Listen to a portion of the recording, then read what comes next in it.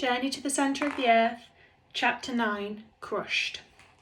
Axel, my uncle said, we may die at any moment, but we may also be saved.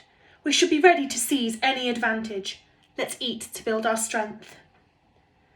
Ah, I said, I'm sorry, uncle, but... What? Has something happened? This is all we have left, I said. A few biscuits and one piece of dried meat for the three of us.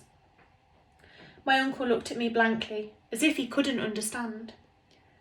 Well, I said, do you still think we might be saved? He did not reply. An hour passed. I was desperately hungry. So was Hans, and so was my uncle. No one dared eat the pathetic remains of the food. We were still climbing fast. The temperature was rising fast too. Sweat poured off my face and my clothes were soaked through. We must eat the last of the food, my uncle said, finally.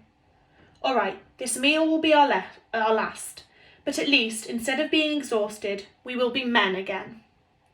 My uncle took the piece of meat and the few biscuits, divided them into three and handed them out, and we all ate in silence. We had eaten our last meal. It was 5 a.m. Afterwards, we were all lost in our thoughts.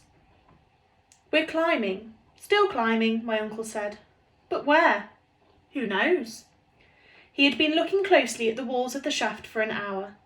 Meanwhile, it was still getting hotter. We had all taken off our jackets and waistcoats.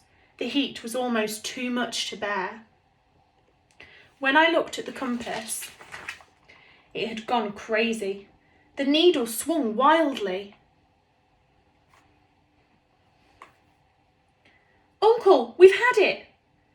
I think, my boy, my uncle replied, you are mistaken.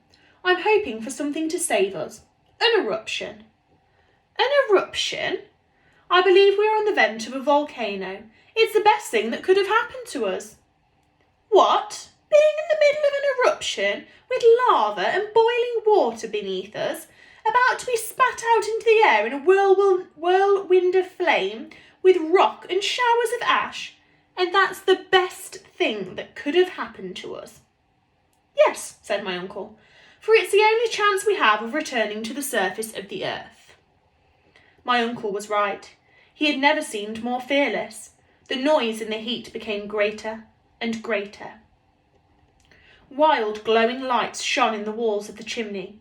As we rushed upwards, flames licked and crackled on the walls. Sulphur flames, I shouted. Oh yes, my uncle said calmly. Nothing could be more normal during an eruption. Underneath us, the raft was floating on a stream of lava. The heat was unbearable. Gradually, my mind stopped working altogether.